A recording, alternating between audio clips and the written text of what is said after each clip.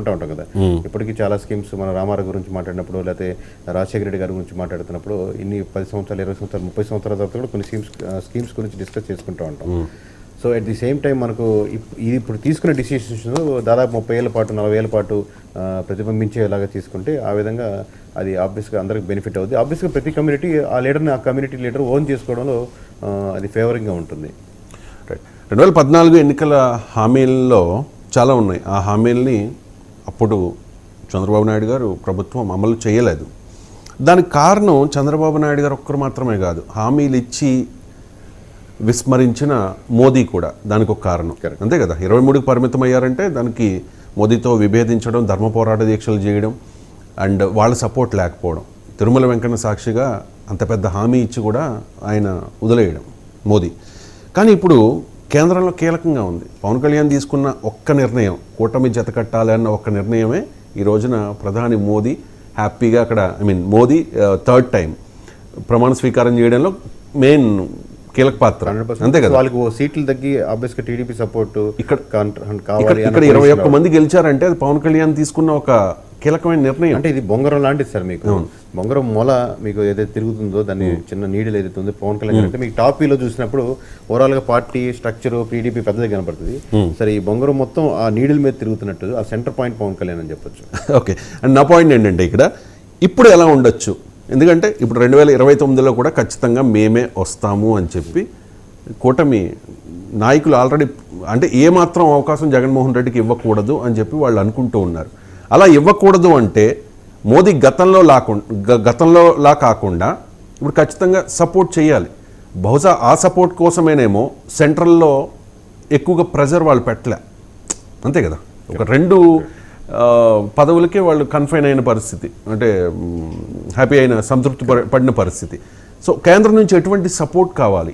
ఇప్పుడు నెక్స్ట్ మళ్ళీ కూటమి అధికారంలోకి రావాలన్నా జగన్మోహన్ రెడ్డికి ఏ ఒక్క అవకాశం ఇవ్వకూడదన్నా అంటే 100% సపోర్ట్గా వస్తుంది దాంట్లో 100%. But at the same time మీకు సెంట్రల్లో చూసుకుంటే బీజేపీ గ్రాఫ్ చాలా వరకు తగ్గుతుంది, at the same time Congress graph పెరుగుతుంది. సో సమీకరణాలు ఫ్యూచర్లో ఏ పార్టీ ఎవరితో కన్సాలిడేట్ ట్రావెల్ అవుతున్నది అపోజిషన్ కానీ ఇప్పుడు ఉన్నటువంటి కూటమిలో ఉన్నటువంటి బీజేపీ పక్కన పెడితే ఎలా ఉంటుందని ఇప్పుడు 2 yearly టు డిస్కస్ ఆ ఒక్క సెంట్రల్తో అసోసియేషన్ మటుకు. బట్ సెంట్రల్ పార్టీతో ఏదైతే గవర్నమెంట్తో కావాల్సిన సపోర్ట్ మటుకు 100% ఉంటే ఆబ్వియస్గా మనకు అడ్వాంటేజ్ ఉంటుంది, ముందుకు తీసుకెళ్ళడానికి ఎక్కువ మనకు అది సపోర్ట్ అవుతుంది. రైట్, అంటే మీరు చిరంజీవి గారి ఫ్యానా? ఒకప్పుడు చిరంజీవి ఫ్యానే సార్. ఇప్పుడు అంటే ఇప్పుడు ఎవరిది అంటే ప్రజారాజ్యం నాకంటే మనకు ఒక లేయర్ మెచ్యూర్డ్ అయ్యకొద్ది సార్, మనలో ఉన్న పర్సన్స్ని ఇంకో డామినేట్ చేస్తూ ఉంటారు. నేను స్ట్రాంగ్గా డిఫర్ అయింది అంటే ఎప్పుడైతే ప్రజారాజ్యాన్ని కలిపేశారు కాంగ్రెస్లో, ఆ పాయింట్లో నేను స్ట్రాంగ్గా డిఫర్ చేయను. బట్ ఓవర్ ద మెచ్యూరిటీ నాకు అర్థమైంది, maybe he took the decision in right way. Okay, but అలా డిఫర్ అయిన వాళ్ళు పవన్ కళ్యాణ్ కూడా ఉన్నారు కదా. దాన్ని అప్పుడు జరిగిన ఒక ఘటనని, ఆ ఇన్సిడెంట్ని, అలా జరగడాన్ని నేను పవన్ కళ్యాణ్ ఛాలెంజ్గా తీసుకున్నాను. అంటే నేను వ్యక్తిగతంగా తీసుకుంది కదా సార్. నేను ఓవరాల్గా అంటే సమాజంలో ఇప్పుడు నేను అబ్జర్వ్ చేసిన అది ఎంతోమంది రాజకీయ దురంధులు ఉంటారు, వాళ్ళంత ఎక్స్పీరియన్స్ కానీ వయసు కానీ నాకు లేదు. బట్ ఒక పర్సన్కి కొన్ని లక్షలాది కోట్లాది మంది కొత్త పాలిటిక్స్ తీసుకొచ్చే అవకాశం ఉన్నటువంటి ఆ సిచ్యువేషన్ సార్ అప్పుడు 2009లో.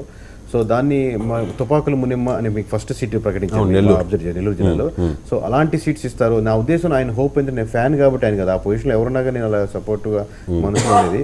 బట్ అలాంటి కొత్త డిఫరెంట్ పాలిటిక్స్ చేయగలుగుతారు అన్న నమ్మకం లేదా అవకాశం కూడా మీకు గడిచిన 75 సంవత్సరాలు ఆంధ్రప్రదేశ్లో అలాంటి అవకాశం ఇద్దరికే వచ్చింది. సో రెండో వ్యక్తి చిరంజీవి గారని నేను అప్పుడు బలంగా నమ్మేవాడిని. సో ఆ చేంజెస్ ఏదైతే కరప్షన్కి అగేనిస్ట్గా లేకపోతే కొత్త ఓట్ బ్యాంకింగ్ రావడానికి, కొత్త నాయకులు రావడానికి ఒక 100% అంత అవకాశంలో పీపుల్ కూడా అంత బిలీవ్ చేసేదానికి. ఆ తర్వాత మళ్ళీ ఏ హీరోని కానీ లేకపోతే ఏ కొత్తగా చేంజెస్ చేసుకొచ్చిన ఆ ఫెయిల్యూర్ ఎఫెక్ట్ అందరి మీద పడింది. సో అవకాశాన్ని కోల్పోయారు లేదా అవకాశం కోల్పోయే విధంగా నాయకుడే నేను చాలామంది చుట్టుపక్కల వాళ్ళు ఎన్ని రీజన్స్ చెప్పినా I always believe that leader is more responsible అండి. రైట్ అండి, ఎలక్షన్స్ జరిగేటప్పుడు ఒక పార్టీ అధికారంలో ఉన్న పార్టీ అధికారం కోల్పోవచ్చు, కొత్త పార్టీ అధికారంలోకి రావచ్చు, ఇవన్నీ సహజంగా మనం చాలా రాష్ట్రాల్లో చూస్తూ ఉంటాం.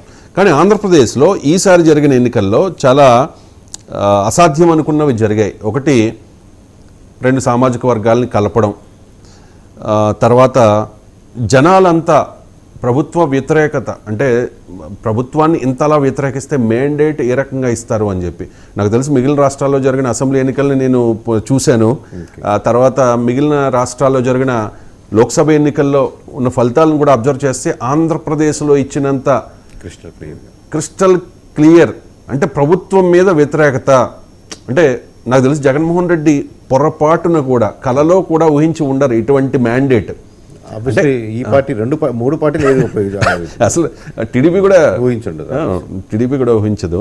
అండ్ ఇంకొకటి అంటే మీకు 21 జనసేన కూడా మీరు అడగండి ఇప్పుడు అసలు చాలా అంటే చిత్ర విచిత్రాలు 21 అన్నప్పుడు చాలా మంది పెద్ద నాయకులు కానీ జనసేన వాళ్ళు ఫోన్ చేసి కూడా మీరు చెప్పిన సౌండింగ్ మీరు చెప్పిన విధానం కానీ మాకు గూస్ బంప్స్ బాగా నచ్చింది, రావచ్చు రాకపోవచ్చు 21 మేమైతే ఎక్స్పెక్ట్ చేయట్లేదని వాళ్ళలో కూడా 18, 19, 17 మ్యాక్సిమం. ఫస్ట్ మీ ప్రెడిక్షన్ వచ్చినప్పుడు మిమ్మల్ని బాగా YSR Congress party social media బాగా ట్రోల్ చేసింది.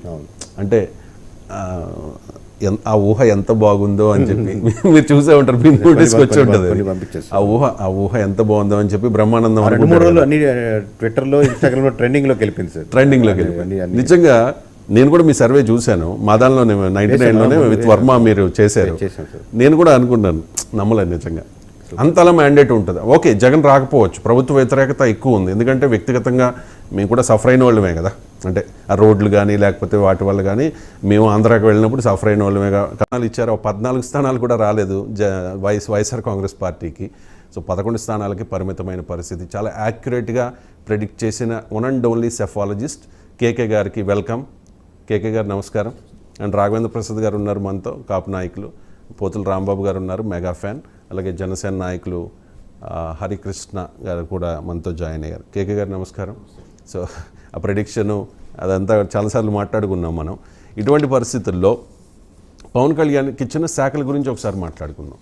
గ్రామీణాభివృద్ధి, గ్రామీణ నీటి సరఫరా, పంచాయతీరాజ్, పర్యావరణం, సైన్స్ అండ్ టెక్నాలజీ, అడవులు, అంటే ఇవన్నీ కూడా పవన్ కళ్యాణ్ గారు మనసుకు నచ్చిన శాఖలు. గతంలో కూడా ఆయన చాలా ఈ ట్రైబల్ ఏరియాలో పర్యటించారు, సామాన్య ప్రజల కష్టాలని నష్టాలని చూసి వచ్చిన వ్యక్తి.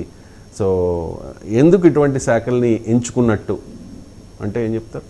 అంటే ఆబ్వియస్లీ ఒక అడ్వాంటేజ్ ఉందండి ఇప్పుడు జనసేనకి, ఎందుకంటే ఈ శాఖలని somehow they are connected to the village level కానీ లేదా మున్సిపాలిటీ మండల్ లెవెల్ వరకు కనెక్టెడ్ ఎక్కువ ఉంటుంది. కాబట్టి మీకు రూట్ లెవెల్లో ఆబ్వియస్గా ఎనీ పార్టీ టార్గెట్ వచ్చేసి నెక్స్ట్ లెవెల్లో మన పార్టీని బలోపేతం చేసుకోవాలని టార్గెట్ ఉంటుంది, ఫ్రంట్ ఎండ్లో ప్రజలకి ఏదైనా వర్క్ చేసుకుంటూ. సో ఆబ్వియస్గా విలేజ్ లెవెల్లో చేసుకునేదానికి కార్యక్రమాలు ఇంకొంచెం ముందు చేసుకునేదానికి, సో ఎక్కువ మంది ప్రజల్ని కనెక్టెడ్గా ఉండేదానికి, వాళ్ళ ఆదరణ ఇంకొంచెం పెంచుకునేదానికి, కేవలం జనసేన ఓట్ బ్యాంకింగే కాకుండా ఇంకా ఎక్స్ట్రా ఓట్ బ్యాంకింగ్ కూడా వాళ్ళ వైపుగా సానుభూతి పరులుగా లేదా కన్వర్ట్ చేసుకునేదానికి ఎక్కువ అవకాశం ఉంటుంది ఈ శాఖల ద్వారా. అంటే ప్రజలకు ఎక్కువ కనెక్ట్ చేయొచ్చు, సైమల్టేనియస్గా పార్టీని కూడా. దీంట్లో 2 సైడ్స్ అండి, 2 రైకులు ఉన్నాయి. ఎందుకంటే మీరు మినిస్ట్రీస్ లేదనుకోండి ఇంకొంచెం బలంగా వెళ్ళగలుగుతారు. ఇప్పుడు పవన్ కళ్యాణ్ గారు మినిస్ట్రీ కాబట్టి జనాలు చూడడానికి ఏమి రారు, మినిస్ట్రీ